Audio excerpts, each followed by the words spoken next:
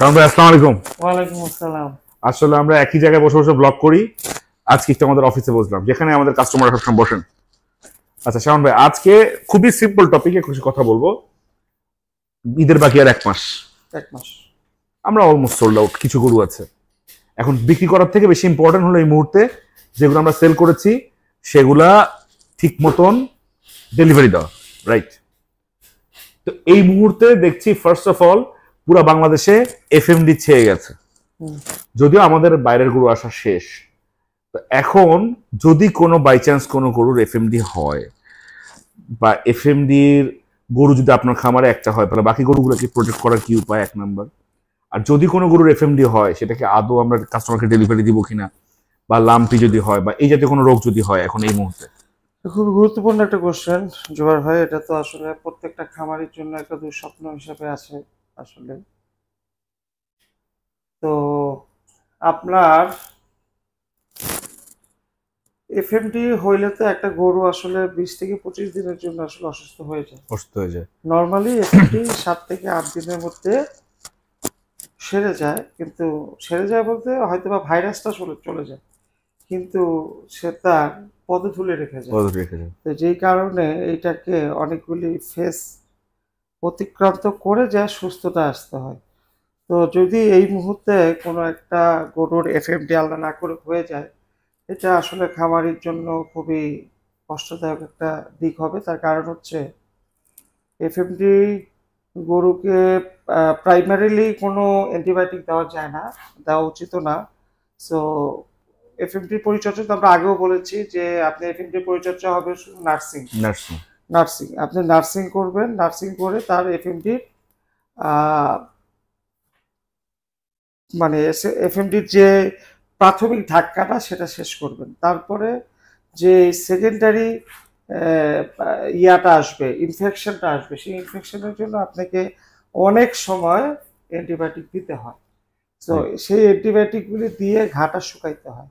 তো যদি আপনি একটা অ্যান্টিবায়োটিক দিয়ে দেন, ক্ষেত্র বিশেষে কিছু কিছু অ্যান্টিবায়োটিক গরুর শরীরে 7 দিন মানে অবস্থান করে, কিছু কিছু আছে 21 দিন করে। তো এখন আপনার ক্ষতিটার উপর নির্ভর করবে যে আপনি কোন অ্যান্টিবায়োটিক দিবেন। আচ্ছা। সো যদি এই মুহূর্তে জাস্ট এক্স্যাক্টলি আজকে 30 দিন আছে, এই মুহূর্তে যদি কোনো এফএমডি চলে আসে এবং সেটা যদি অ্যান্টিবায়োটিক মধ্যে গড়ায়, তাহলে সেই গরুটাকে আসলে কাস্টমারকে দেওয়া কোনোভাবেই উচিত হবে না। এবং প্রয়াস এগ্রো ফার্ম এই প্র্যাকটিসটা কখনোই করে না। আমরা তো ড্রপ দিয়ে দিই, পরবর্তীতে ঈদের পর দেখা যাবে। কাস্টমারকে এটা বলি যে আমাদের গরুর এই সমস্যা আছে, আমরা আপাতত এই গরুটাকে আপনাকে হয়তোবা চেঞ্জ করে অন্য একটা গরুতে দিতে পারি। হ্যাঁ, সো এটা গেল 1 নম্বর কথা। 2 নম্বর কথা হচ্ছে যে এই মুহূর্তে এফএমডির মানে বর্জ্যটা করণীয় কি আমাদের, মানে এটা থেকে বাঁচার জন্য। নতুন গরু দেখেন এখন হচ্ছে একটা মানে ঋতু চেঞ্জের সময়, প্লাস গরম, প্লাস আপনার বৃষ্টি, হঠাৎ করে বৃষ্টি। সো ভাইরাল ফিভারগুলি হয়। তো এফএমডি তো একটা ভাইরাল ডিজিজ। সো আপনাকে এখন যেটা করতে হবে সেটা হচ্ছে বাইরের গরুকে খামারের গরুর সাথে কন্টামিনেট করা যাবে না, একসাথে করা যাবে না। বাইরের লোক এখন খুব আসে খামারে, যেমন আপনার এখন সব যারা কাস্টমার আছেন, আমাদের সম্মানিত কাস্টমার, তারা তো গরু কেনার জন্য থ্যাংক ইউ তারা তো গরু কেনার জন্য বিভিন্ন খামার ভিজিট করতেছেন। তো দেখা যায় যে এই এখন ওই খামার, তারপরে আমার খামার, তারপরে আরেক খামারে যাবেন। তার থেকে বড় প্রবলেম অনেকে আবার হাট হয়ে আসছে। এটা বিশাল ঝামেলা, কিন্তু ওনাদেরকে তো আমরা ঠেকাইতে পারবো না যে আপনি আমার শেডে ঢুকতে পারবেন না। ওনারা আসলে যে ইচ্ছাকৃত করে তা না, ওনারা জানেন না ব্যাপারটা, এটা ভাইরাসের ব্যাপারটা। তো আমরা করতে পারি যে আমাদের দরজার মধ্যে যে বায়ো সিকিউরিটি যেটা আছে, বাট সেটা খুব একটা কার্যকরী হয় না, কারণ আপনি পায়ের নিচে দিচ্ছেন বা গায়ে স্প্রে তো করতে পারতেছেন না সবসময়। তো দেখা গেছে যে জামার মাধ্যমে চলে আসবে। তো এই কারণে এই জিনিসটাকে একটু স্ট্রিক্ট করা যায় কিনা দেখতে হবে। আরেকটা জিনিস হচ্ছে, যদি আপনি আপনার গরুকে ওই যেটা বলে আমরা অ্যান্টিভাইরাস দিয়ে একটা বাবলের ভিতরে আনতে পারেন। যেমন নর্মালি যদি আপনি ওই রাশিয়ান যেটা আছে সেটা দেন, তাহলে ওইটা পুশ করার 21 দিনের মধ্যে আপনার পুরো বডিতে অ্যাক্টিভ হয়ে যায় এবং 5 মাস পর্যন্ত সে ওই একটা খুব ফুল কার্যকারিতার মধ্যে থাকে। কিংবা আমাদের দেশীয় যেটা ইন্ডিয়ান ডক্সা বা আমাদের দেশীয় যে এফএমডির এই ভ্যাকসিনগুলি আছে এগুলি প্রথম ডোজ দেওয়ার 7 দিন পরে বুস্টার ডোজ দিতে হয়, তার 7 থেকে আরো 14 দিন লাগে হচ্ছে এটা অ্যাক্টিভ হতে, ওই 21 দিনে লাগে। সেটা অ্যাক্টিভ হয়ে যাওয়ার পরে দেখা যায় যে বাড়ি থেকে যদি একটা ভাইরাস আছে হয়তো বা সেক্ষেত্রে সে ইফেক্টেড হয় না। তো এই জিনিসটা খেয়াল করবেন। আর এলএসডি ব্যাপারটাও খুব ভয়ঙ্কর, কিরকম যে আপনাকে নার্সিং করতে হবে, নার্সিং করার পরে সে খুব দুর্বল থাকে, সেটার জন্য আপনাকে পেইন কিলার দিতে হবে এবং তার যা শরীরে একটা ক্ষত আছে সেই ক্ষতটাকে যাতে না পারে অ্যান্টিবায়োটিক দিতে হবে। সো এলএসডিও যদি হয়ে যায় সেক্ষেত্রে আপনি গরুটাকে ড্রপ দিতে হবে। এই বছর আপনি এটাকে মানে আপনি করতে পারবেন না। সো এই জিনিসগুলো আপনাকে একটু খেয়াল করতে হবে। এখানে আরেকটা কথা বলি, আমি এই কথাটা বলতে যাচ্ছি ভিডিওতে। আসলে আমাদের সম্মানিত কাস্টমাররা আসলে ডিরেক্টলি এই কথাটা আমরা বলতে পারি না, সো ভিডিওতে আমি মেসেজটা একটু দিতে চাই। সেটা হলো শাওন ভাই, এই যে ধরেন আমরা একটা গরু রেডি করেছি, 500 কেজি টার্গেট ওয়েট ছিল, 500 কেজি হয়েছে, এখন শেষ সময়, সবকিছু ঠিকঠাক আছে, এই মোমেন্টে গরুটাকে বারবার বের করে ডিসপ্লেতে নিয়ে আসা কি কি সমস্যা হতে পারে, এক নাম্বার। দ্বিতীয়ত হলো যে এই মোমেন্টে একটা গরুকে অস্থিরতার মধ্যে তার যে ওয়েট যে ফল করে, বা একটা গরু তো এখন আসলে এখন শুধু দরকার তার খাওয়ার রেস্ট, এটা শেষ সময়। এখন চর্বির ব্যাপারটা এখন নাই। তো এখন যে গরু বের করা কতটুকু ক্ষতিকর, এক নম্বর হলো বায়োবাবলের হিসাবে, আরেক নম্বর হলো গরুটার স্থিতিশীলতার হিসাবে, যদি একটু বলতেন। খুবই গুরুত্বপূর্ণ একটা কোশ্চেন। হ্যাঁ, আপনার দেখেন এই কুরবানি ঈদের আগে আমাদের তো বেশ কিছু কাস্টমার আসে, আমাদের খামারি পার্সপেক্টিভে বলতেছি। সো আসলে আমরা কি করি, আমাদের যে গরুগুলো বিক্রি হয় নাই সেই গরুগুলোকে বের করি। রাইট। দেখা গেছে আজকে 10টা কাস্টমার আসলো, আবার 400 কেজির রেঞ্জের 10টা গরু আছে। সো আমি তো চেষ্টা করবো আমার সবগুলি গরুই মোটামুটি দেখানোর জন্য, এবং আমাদের যারা সম্মানিত কাস্টমার আছেন তারা খুব ভালো করেই জানেন যে ওই গরু দেখতে আসলে আমরা মোটামুটি আমরা আমাদের সামর্থ্যের মধ্যে যতগুলি গরু আছে আমরা কার্পণ্যগুলিটা দেখাই। এটা আমাদের ভালো লাগে, দেখাইতে ভালো লাগে। সো দেখা যায় যে এই যে গরুগুলি বের হচ্ছে, হ্যাঁ, একটা অস্থিরতা। সো গরুগুলি তো তার শেডের মধ্যে এস্টাবলিশড। ব্যাপারটা একটু যদি একটু ছোট্ট মাঝখানে ইন্টারাপ্ট করি, হ্যাঁ। ব্যাপারটা কিন্তু এমন না 24টা গরু আছে, 24টা গরু বসে আছে, একটা গরু বের করে নিয়ে আসলাম, বাকি 23টা গরু বসে থাকে, হ্যাঁ। ওটা কিন্তু এমন না। না না, ব্যাপারটা একটা গরু বের করলে সেটা অস্থিরতা হয়ে যায়। আমি আমার ওই বিভিন্ন ভিডিওতেও দেখাইছি যে আমরা যখন সেটার ভিতরে ঢুকি তখন গরুর ভিতরে একটা চাঞ্চল্যতা চলে আসে, রাইট।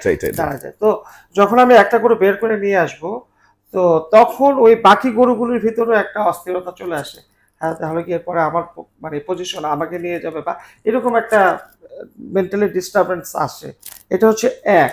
2 নম্বর হচ্ছে বারবার যখন আপনি সে থেকে গরুটাকে বের করবেন, সে একটা ট্রমার মধ্যে থাকে অনেক সময়, মানে ইনসিকিউর ফিল করে। তো এই সব কিছু মিলায়া আপনার দেখা যায় যে এই যে বের করার ঢোকা, এটা একটা আমার মনে হয় যে গ্রোথ শেষের দিকে, কারণ শেষের দিকে তো আমার ফিনিশিং গ্রোথ, তো তখন ওই জিনিসটা হ্যাম্পার্ড হয়, এবং এই কারণে লাস্টের 30 থেকে 45 দিন পর্যন্ত আমরা আমাদের কাঙ্ক্ষিত গ্রোথটা পাই না। সামনে আমি একটু বলি, আসলে আমি কেউ কষ্ট পাবেন না প্লিজ, আমি কারোকে উদ্দেশ্য করে বলছি না।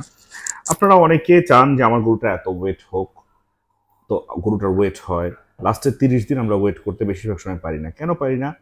যদি গরুটা আমি সপ্তাহে 2বার বা 3বার গরুটা এখানে এনে বেঁধে 1 ঘন্টা করে চুলায় রাখি, স্বাভাবিক গরুর ওয়েট তো বাড়বেই না, ওটা ফল করবে, ওয়াটার ওয়েট তো ফল করে সাথে সাথে সাথে সাথে ফল করবে, ইনস্ট্যান্ট। ইনস্ট্যান্ট ফল করবে। তো এই জিনিসটা আপনাদের কাছে আমাদের বিনীত রিকোয়েস্ট, গরু আপনার যতবার ইচ্ছা বের করবেন, যা করবেন, কিন্তু আমাদের বিনীত রিকোয়েস্ট, আমরা চাই আপনাকে একটা সুন্দর প্রোডাক্ট ডেলিভারি দিতে। সেক্ষেত্রে এই জিনিসটা একটু মাথায় রাখবেন। এর সাথে আরেকটা বড় ইম্পর্টেন্ট জিনিস আমি বলি, সেটা হলো যেটা শাওন ভাই বলছিলেন, যে আমাদের এখানে কিন্তু এখন প্রচুর কাস্টমার আসছেন। কাস্টমারের এক্সেসটা আমরা ইউজুয়ালি দেই ডিসপ্লে পর্যন্ত। তার মানে ডিসপ্লে পর্যন্ত আমাদের কোনো সিকিউরিটি নেই, একদম ক্লিয়ার কথা, কোনো বায়োসিকিউরিটি ডিসপ্লে পর্যন্ত নাই। তার মানে একজন কাস্টমার ওই গাবতলি গিয়েছেন, হয়তো পারাগ্রাম গিয়েছেন, হয়তো আশুলিয়াহাট গিয়েছেন, তারপর হয়তো মোহাম্মদপুরের একটা এগ্রো ঘুরে আমার এখানে এসছেন। এখন সে কি ক্যারি করছেন জানি না, আমরা চেষ্টা করছি এর বাইরে যেন উনি না যান। তো আপনি যদি এই গরুটাকে ডিসপ্লেতে আনেন, এখানে কিন্তু হাই পসিবিলিটি থাকে আপনার গরুটা এফেক্ট করার। আমি কি ভুল বলেছি শাওন ভাই? না, একদম পারফেক্ট। তো এই জিনিসগুলো একটু মাথায় রাখতে হবে। আচ্ছা, আরেকটা জিনিস আমরা আসছি লাস্ট এই শেষ টপিকে। শাওন ভাই, কিছু জিনিস থাকে, এই ব্যাপারটা আমরা ইসলামিক স্কলার না, আমাদের নলেজে তারপরে যতটুকু আছে বলি, সেটা হলো গরুর কিছু কিছু দাগ নিয়ে কাস্টমাররা কনসার্ন থাকেন। এই যে মুহুরির কারণে নাকের নিচে একটা দাগ পড়ে, 1, 2 নাম্বার হলো অনেক সময় ট্রাকের কারণে এখানে একটা দাগ পড়ে 2, বা পাশের গরুর এই শিঙের একটা চিকন, এটা কিন্তু কাটা না, জাস্ট একটা, এইগুলো থেকে কোরবানি হ্যাম্পার হওয়ার কোনো চান্স? এইগুলির সাথে কোরবানি হ্যাম্পার হয় না খুব বেশি। ব্যাপারটা হচ্ছে যে আপনার যেমন কান কাটা কটুক 3 ভাগের 1 ভাগ যদি না থাকে, রাইট। হ্যাঁ, সো কিন্তু আমরা কি করি, আমরা করি যে কানের মধ্যে যদি কিছু ফাটাল থাকে আমরা ওইটাকে ড্রপ করে দিই। রাইট। কিন্তু আপনাকে কিন্তু কান কাটা বলতে বুঝাইছে যে কানের 3 ভাগে 2 ভাগ থাকতে হবে। 1 ভাগ যদি কাটা থাকে সেই ক্ষেত্রে মানে 1 ভাগের পরিমাণ যদি কাটা থাকে তাও কোরবানি হয়ে যাবে, কিন্তু আমরা ওই গরুগুলি কোরবানির লিস্টে আনি না। বা শিং যদি জন্মগতভাবে ভাঙা থাকে তাহলে ওটা কোরবানির জন্য মানে কোনো প্রবলেম করে না, কিন্তু আমরা এই জিনিসগুলিকে মানে সাইডে রাখি, যেহেতু আমরা কোরবানি দিব আল্লাহর উদ্দেশ্যে। এই জন্য কোনো রকম খুঁত বা কোনো রকম ইয়া থাকলে এই কোশ্চেন আমি করতে যাচ্ছি, এই যে মুহুরির ধরেন দাগটা, হ্যাঁ, বাংলাদেশের শতকরা 90% গরুতে থাকে। হ্যাঁ, এটা থাকবেই। এটা কি খুঁত? না, এটা খুঁত না, এটা খুঁত না, এটা হচ্ছে দেখেন গরুগুলো তো আসলে বড় গরু হয়ে যায়, সো গরুগুলিকে কন্ট্রোল করাটা একটু কঠিন। এটা তো আর মানুষের কথা শুনে না, তো তখন তাকে নাকা দিয়ে আসলে গরুটাকে কন্ট্রোল করতে হয়। অনেকে মনে করেন যে এটা অমানবিক, কিন্তু ব্যাপারটা হচ্ছে কি বাইরে থেকে দেখলে এটা অমানবিক মনে হতে পারে, but they are use to, and এটা তো আসলে তাকে কন্ট্রোল করার কোনো ওয়ে নাই, আদারওয়াইজ মানুষ মারা যাবে, বেশি অমানসিক হয়ে যাবে। আমাদের এখানে হসপিটালে যাওয়ার ইনসিডেন্টও ঘটেছে। হ্যাঁ, হচ্ছে। এবং as far as I can recall, বেশ বছর 2-3 বছর আগে নানি ভাইয়ের খামারে একটা ঘটনা ঘটেছিল যেখানে একটা মহিষ মানুষ মারার অবস্থা করেছিল। আমি তো রিসেন্টলি আমি মনে করেন যে সম্ভবত 2-3 মাস আগে একটা মানে হাটে গেলাম, জাস্ট গরুটা এমন একটা মানে ঝাড়া দিল, ওই লোকটা জাস্ট দেখলাম এখান থেকে ফেরে গেল পুরো। রাইট। তো অমানবিক অবশ্যই, পশুদের আমরা ভালোবাসি, পশুদের ভালোবাসি বলে খামারে এসেছি, খামার করছি, বাট সবার আগে মানুষকে ভালোবাসি। তো মানুষের সেফটি, আমার এখানে যারা কাজ করেন তাদের সেফটি সবার আগে। আল্লাহ তাআলা পশুদের সৃষ্টি করেছেন আমাদের জন্যই। মানুষ যদি ঠিক ভালো থাকে, সবার আগে মানুষের সেফটি। তো শাহন ভাই, এই তো আমাদের প্রায় ডেলিভারির সময় হয়ে আসছে। তো ডেলিভারির প্ল্যানিং নিয়ে আমরা ইচ্ছা আছে একটা, কিভাবে ডেলিভারি দেই, কিভাবে ডেলিভারি দিলে ভালো হয়। তো এখন একটা জিনিস আমি আপনাকে লাস্ট একটা কোশ্চেন করতে চাই, কাস্টমার এন্ডে যখন আমরা ডেলিভারি দেই শাহন ভাই, হতেই তো পারে, এখন পর্যন্ত হয়নি মানে যে কখনো হবে না তা না, একটা গরু কাস্টমারের বাসায় যে অসুস্থ হলো, আমরা তো অ্যাটলিস্ট ন্যূনতম হেল্পটা তো আমরা করবো, মানে অবশ্যই আমাদের পক্ষে যতটুকু। আমাদের কমিটমেন্ট হচ্ছে আপনার বাসায় গরু পৌঁছে দেওয়া পর্যন্ত। রাইট। হ্যাঁ, এখন তার মানে এই না যে আপনার বাসায় যাওয়ার পরে গরু কি হয়ে গেল না হয়ে গেল আমরা আপনাকে চিনি না, ব্যাপারটা এমন না। ব্যাপারটা হচ্ছে কি আপনার বাসায় গরুটা যখন আমরা পৌঁছে দিব, ওই পর্যন্ত যদি আমি গরুটাকে আল্লাহর রহমতে সুস্থ রাখতে পারি, তাহলে আলহামদুলিল্লাহ যে বাকি 3-4 দিন থাকবে, আশা করি বড় কোনো প্রবলেম হবে না। বড় কোনো প্রবলেম হলে কি হইতে পারে, সেটা হচ্ছে আপনার দেওয়ার খাবার থেকে কোনো বিষক্রিয়া হইতে পারে। এটার বাইরে তো আর রোগ বালা মুসিবত যেগুলি আছে সেগুলি তো মোটামুটি আমরা একটা পর্যায়ে পার করে নিয়ে যাই। তো আপনার বাসায় পৌঁছানোর পরে তো আমরা খাবারটাও দিয়ে দিচ্ছি 3 দিনের। এখানে এখন কন্টামিনেট হওয়ার কোনো সুযোগ নাই। এখানে মজার ইনসিডেন্ট একটা বলি, আমার বন্ধুর কথা বলি, প্রিন্সের ইনসিডেন্টটা বলি। তো এখন দেখেন, আমরা যারা ডেলিভারি দিতে যাচ্ছে, আমার ছেলেরা, তারা কিন্তু প্রফেশনাল। তো এখন আপনাদেরকে বুঝতে হবে, আপনারা প্লিজ, এটা অফেন্সিভ না, আপনারা বছরে একবার গরু কিনেন, আপনারা জিনিসটাকে কন্ট্রোল করা সহজ না। আমার বন্ধু প্রিন্স যেটা করেছিল, সে তার 600 কেজির গরু নিয়ে একা বের হয়ে গেছিল। আচ্ছা। তারপর সেই গরু তাকে মেরে সে হসপিটালাইজ হয়েছিল প্রিন্স। আচ্ছা, হ্যাঁ, পায়ে মনে হয় ব্যথা। এই জিনিসগুলা আপনারা সাবধানে থাকবেন। তো যাই হোক, আজকে এইরকম ইনসিডেন্টটা আমরা হাসপাতালে দেখা করে আসবো। তো যাই হোক, আপনারা আমাদের সবার জন্য দোয়া করবেন। আমরা চেষ্টা করব আপনাদের যে গরুগুলো হয়েছে সেই গরুগুলা ভালোভাবে যেন ডেলিভারি দেবে, দোয়া করবেন। আমাদের সবার জন্য দোয়া করবেন, আমাদের পরিবারের জন্য দোয়া করবেন, আপনাদের সবার জন্য দোয়া থাকলো। আল্লাহ তাআলা বাঁচায় রাখলে ইনশাআল্লাহ আবার দেখা হবে। আজকে এ পর্যন্তই। আল্লাহ হাফেজ।